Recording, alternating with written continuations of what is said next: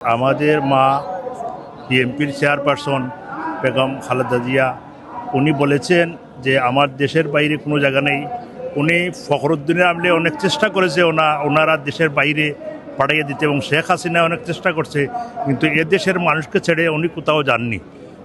এই দেশে ইনশাআল্লাহ উনি যে বলেছেন যে এই দেশের মাটি ভালোবেসেছে, যার কারণে ওনার মৃত্যু এদেশে হয়েছে, এবং সমস্ত জনগণ সব দল মিলে ওনাকে আন্তরিক মোবারকবাদ জানাচ্ছে এবং সবাই দোয়া করছে।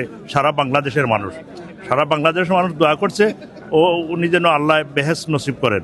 ওনার যে আপসীন নেতৃত্ব আমাদের এই জীবনে দেখেছি, ওনার নেতৃত্ব যেভাবে হাল ধরেছেন, দলের হাল ধরিয়া এদেশের মানুষকে মুক্তি দেওয়ার জন্য উনি সারা জীবন বিসর্জন দিয়েছেন, এবং উনি কোনো আরামায়ের চাননি। এবং এদেশে এমন জুলুম করেছে হাসিনা যে উনাকে বলেছে যে পদ্মা সেতুর নিচে চুবাইয়া মারার জন্য।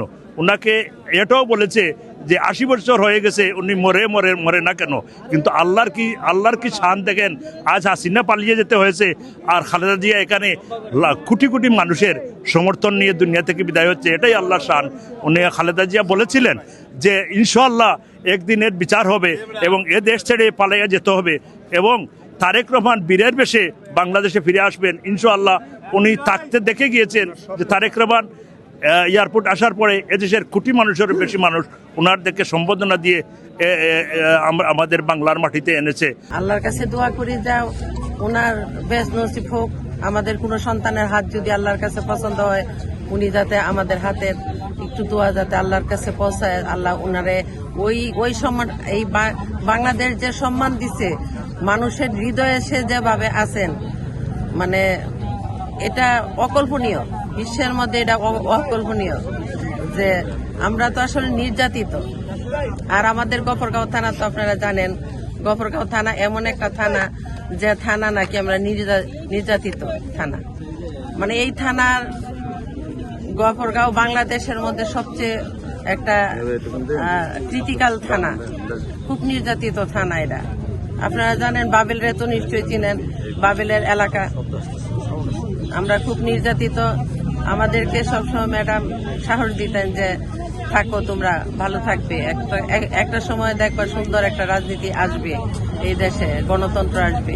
আমরা ওই আশায় আছি যে, আর এখন আমরা চাই যে আমাদের তারেক জিয়া উনি যাতে ঠিক জিয়ার রূপটা ধরেই আসেন এবং জিয়ার মতোই উনি হন, একজন রাখাল রাজা হন। আমরা এটাই চাই।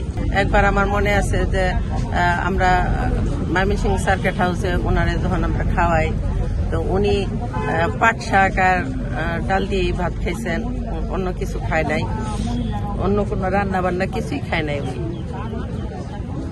ওইটুকুই খাইছিলেন। উনি মানে একটু মুরগির মাংসও নেন নাই। হ্যাঁ, আর আমি যখন স্কুলে পড়ি, আমি ক্লাস 10-এ পড়ি, তখন জিয়া রহমান যখন প্রথম খাল খননে আসেন গফরগাঁও, তখন আমি মালা দিয়া নামাইছিলাম জিয়ারে। আমি তখন থেকেই আসি, আর জিয়ার দলে আছি, ধানের শীষে আছি। আমাদের পুরা পরিবার ধানের শীষে। আপোষহীন, উনি তো কোনো কিছুর সাথে আপোষ করে না, অন্যায়ের সাথে কোনো আপোষ ওনার নাই।